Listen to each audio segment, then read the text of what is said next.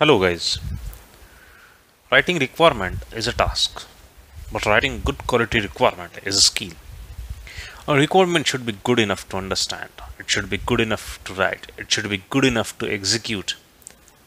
But the question arises, how to write a good quality requirement? First of all, why to write a good quality requirement? You must have heard about this story. Client is expecting an animal who is having four legs, a mane, a long hairy tail, carnivorous in nature, then nearly orange brown in color. And the vendor and the company delivered the exact according to the requirement.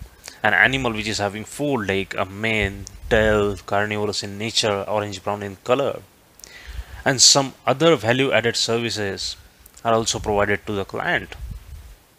An animal can be treated as a pet. This animal will help us in guarding our houses. What the company has delivered? A dog, a Tibetan breed of dog. But have we understood what was the client expectation?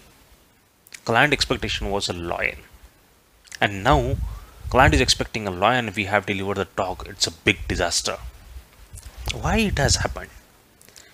Now the requirement was not clear. The detail of requirement was not given. We failed to know, we failed to understand the expectation of client.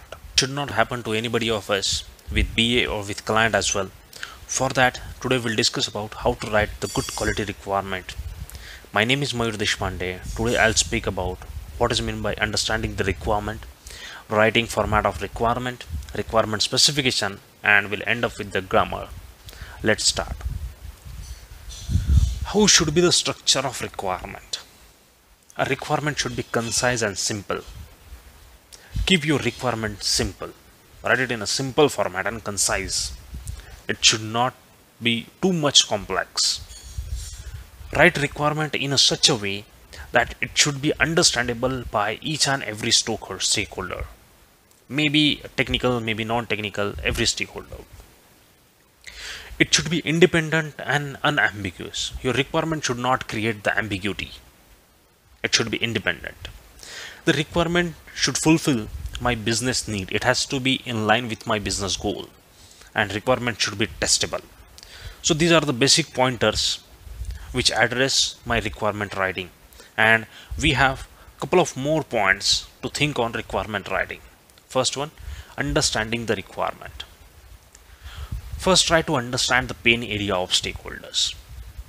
Understand what my stakeholder is suffering from. Understand the goal of stakeholder, strategic requirement, then business outcome. Understanding the requirement and goal will help us to know the expectation of client or expectation of product owner.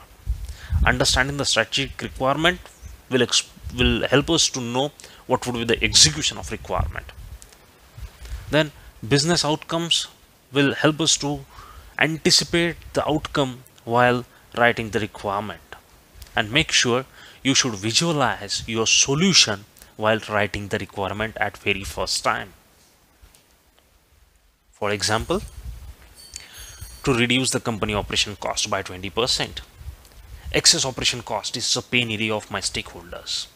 What is the reason why company wants to reduce the cost? It's my goal. Then where can I reduce the company operation cost, or where can I reduce the cost by 20%? This is my strategic requirement. And discovering all the probabilities are nothing but my business outcome.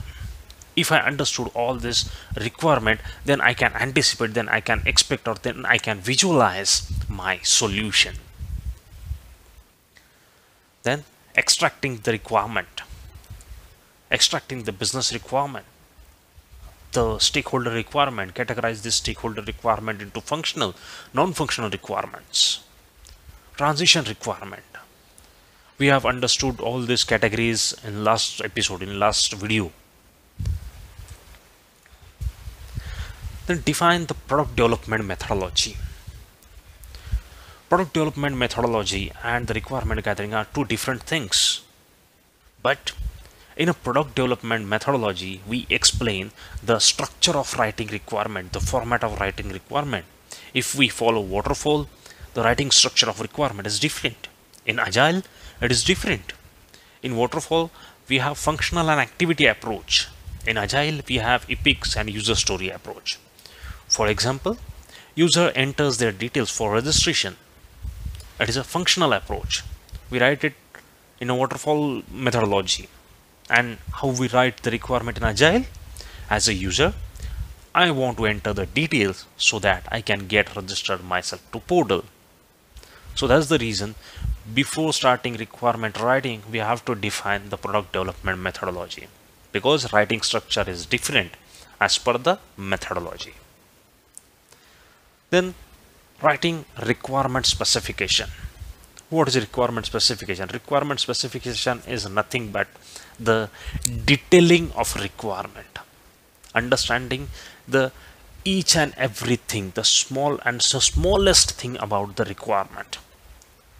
We write requirement validation, specification, exceptions, and scope of requirement. How we write it? For example, if I want to verify and validate the enter card details, what are my validations? I have to write the validations. I have to write if there is any system specification. Am I expecting some exceptions? Is there any exceptions in my requirement? Yes, there are some exceptions that needs to be handled, that I have to explain, I have to write it in a requirement so that my development team can understand the exceptions and code accordingly. Then scope of requirement. I have to define the boundaries of requirement, limits of requirements. And is there any certain conditions for requirement in which the requirement is going to be executed? I have to explain the conditions as well.